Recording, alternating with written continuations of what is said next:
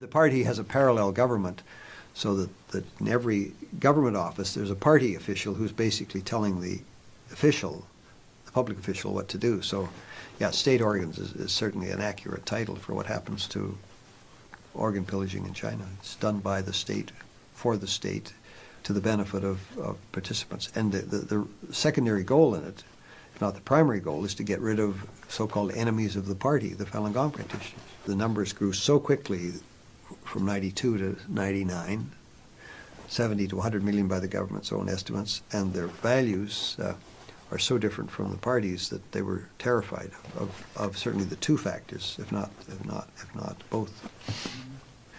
I met a young woman in London whose father was a practitioner, Falun Gong practitioner.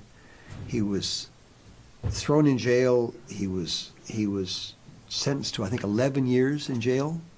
They usually don't bother going to some kind of a court hearing.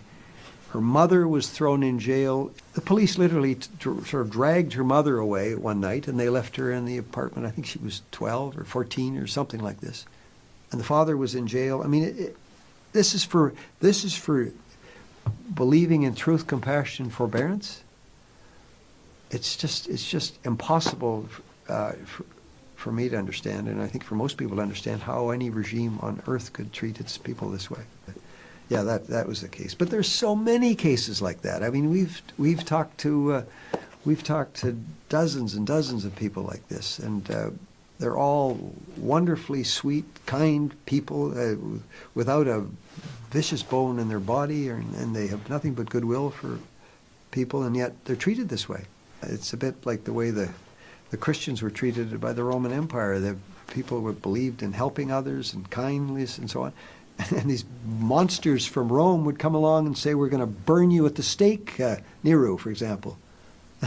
And they would light Christians, they would light them with fire. And well, the parallels are rather striking, similar. And as we say at the end of this book, if you recall, we say that the values of Falun Gong, truth, compassion, and forbearance, are really the values of most of the Chinese people. And that's probably why this vicious, contemptible group in the party are so unhappy and worried about them.